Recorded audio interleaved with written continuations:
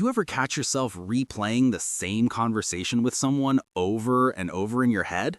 Like they said one thing to you 3 days ago and your brain's still analyzing it, trying to figure out if it meant something. Or you're lying in bed at night creating entire scenarios where they finally tell you they like you back, and it feels so real you can almost hear their voice. And then you wake up and realize you've been doing this for weeks, maybe months. Here's the uncomfortable truth. You're bleeding energy into someone who might not even think about you that way. And psychology shows your brain burns 20% of your body's total calories just thinking. So when you're obsessing over this person, decoding every text, every glance, every little interaction, you're literally exhausting yourself over a fantasy. If you're even watching this right now, it means you're aware enough to know something's off. Most people never wake up to this pattern.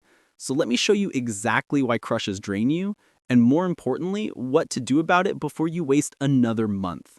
All right, first thing, a crush isn't love. It's not even real attraction in the way you think it is. It's your brain on autopilot, filling in blanks with fantasy.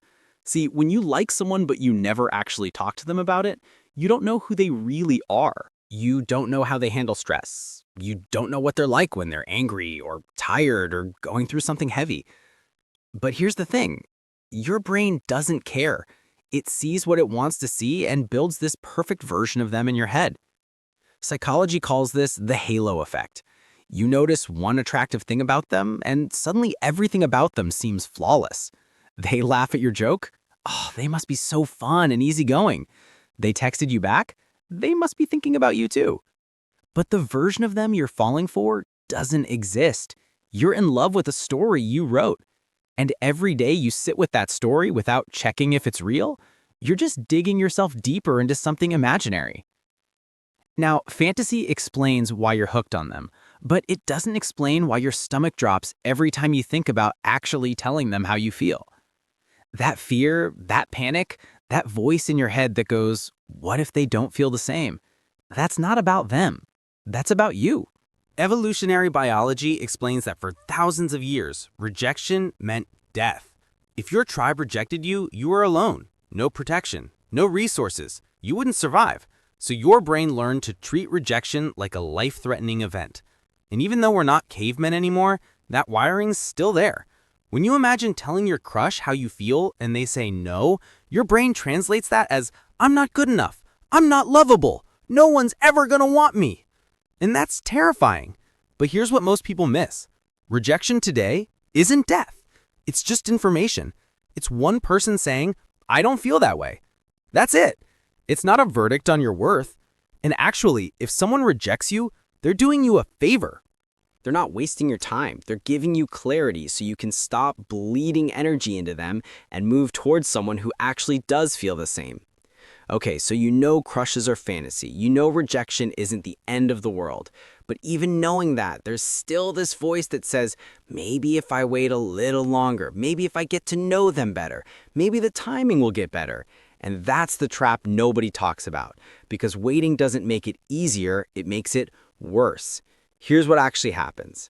Every day you don't say anything, that crush grows. You start noticing everything. They smiled at you, that must mean something. They sat next to you, they're definitely interested. Your brain becomes this detective, collecting evidence, building a case. And the whole time, you're draining energy trying to decode signals that might not even exist. Meanwhile, they might be doing the exact same thing, sitting there hoping you'll make a move first. So now both of you are stuck, overthinking, waiting, wasting weeks or months on this weird limbo, when you could have just asked and had your answer in 30 seconds. But let's say you finally do it. You tell them, and they say no. Now, here's where most people think the story ends badly. But this is actually where the plot twist happens. That rejection is the best possible outcome. Not because it feels good, it doesn't, but because now you're free. You're not spending another hour daydreaming about someone who was never going to feel that way. You can finally move on. And here's something psychology backs up. Every crush teaches you something. Maybe it shows you what you're actually looking for in someone. Maybe it shows you a pattern you keep repeating. Maybe it just shows you you're braver than you thought. We're often attracted to people because there's a lesson hidden there. something we need to learn about ourselves or relationships. So even if nothing comes from it, it wasn't pointless. You gained clarity, you gained courage, and you're one step closer to finding someone who actually does want you back. Here's the real twist, though, and this is the part most people never connect. If you can't tell someone you like them, you're not ready for a relationship anyway. Think about it. Relationships are hard. They require you to communicate when something bothers you. They require you to be vulnerable when you're scared. They require you to have uncomfortable conversations, express your needs, handle conflict. If you can't even say, "Hey, I like you. Do you feel the same?" How are you going to do the harder stuff? You can't. So sitting on a crush isn't just wasting time. It's showing you exactly where you need to grow.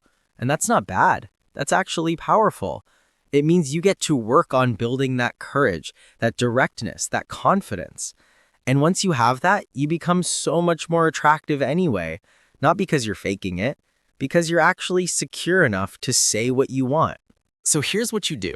If you have a crush right now, stop daydreaming. Stop waiting for signs. Stop hoping they'll magically confess first. Just say it. Walk up to them and go, "Hey, I think you're really cool. I'd love to take you out sometime. Are you interested?" That's it. 5 seconds of courage. And then you get your answer. Yes or no. If it's yes, amazing. Now you can build something real instead of living in your head. If it's no, also amazing. Now you're free to move on instead of wasting another 3 months on someone who is never going to feel that way. Either way, you win because you got clarity. And clarity is always, always better than confusion. Worst case, you feel awkward for a week. Best case, you start something real. Those are pretty damn good odds. You're not broken. You're not overthinking because something's wrong with you.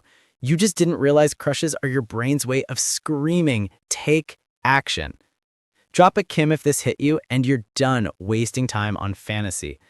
And if you're ready to learn exactly how to approach someone without being awkward or overthinking it, the next video walks you through it step by step. You're not going to want to miss that. Peace.